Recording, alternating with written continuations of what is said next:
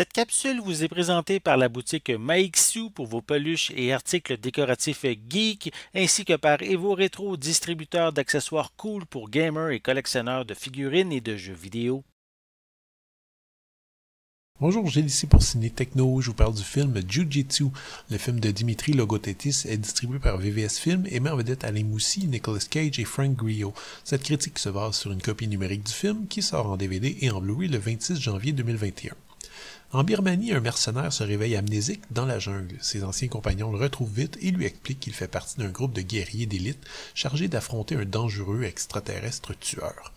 La carrière de Nicolas Cage est à l'image de ses interprétations, toujours changeant et insaisissable, surprenant. Nicolas Cage, neveu du célèbre cinéaste Francis Ford Coppola, a osé des rôles qui auraient fait fuir la plupart de ses pairs.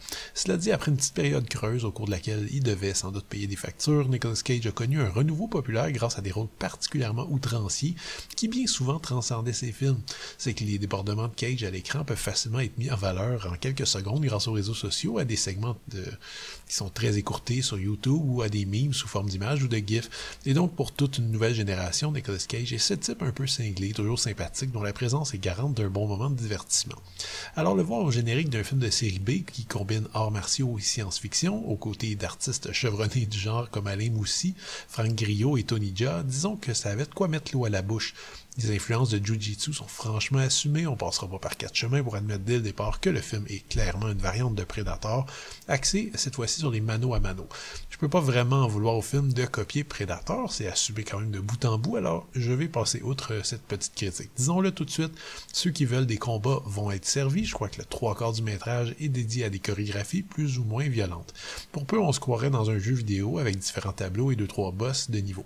L'histoire est accessoire, le héros n'étant amnésique que pour servir d'excuse à se faire présenter les personnages et se faire raconter le contexte. Les dialogues sont d'une pauvreté extrême, mais on va se le dire, personne ne va louer Jujitsu ou l'acheter pour les dialogues, disons.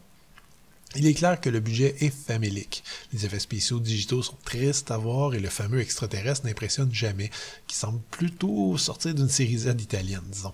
Ceci étant dit, je dois dire que le film tient en gros ses promesses, le scénario enchaîne les duels à un rythme soutenu et les personnages ne parlent jamais beaucoup plus que 2-3 minutes d'affilée.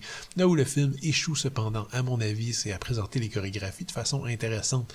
Je donnerai quelques points pour l'effort. Il est clair que d'entrée de jeu, le réalisateur Dimitri Logothetis, qui adapte ici sa propre bande dessinée, a tenté d'injecter de la créativité dans la mise en scène. Une des premières scènes d'action, par exemple, est en partie tournée à la première personne et la caméra virevolte régulièrement au gré des coups envoyés. Le hic, c'est qu'il n'y a jamais de raison pertinente qui justifie ses choix, ce qui déstabilise le spectateur, et que la musique utilisée est répétitive et morne, à peu près jamais en phase avec le montage. Et là, la machine se dérègle, parce que si les chorégraphies, qui sont très très nombreuses, n'arrivent jamais à être présentées de façon intéressante, et que la production est très clairement à petit budget, ben le résultat, c'est qu'on perd très très vite toute envie de continuer le film. L'arrivée de Nicolas Cage, ici en mode présentiel seulement, ne permet même pas au film de lever un peu. C'est dommage. Jujitsu va sûrement intéresser les cinéphiles adeptes de films de série B d'arts martiaux. L'équipe est responsable des derniers opus de la série Kickboxer, qui avait été correctement reçu. À mon humble avis, le résultat final n'est pas à la hauteur des attentes, même modéré, mais je dois dire qu'il y a tout de même beaucoup de bonne volonté dans ce film, donc si la prémisse vous intéresse, donnez-lui peut-être sa chance. C'était Gilles, merci, bon visionnement.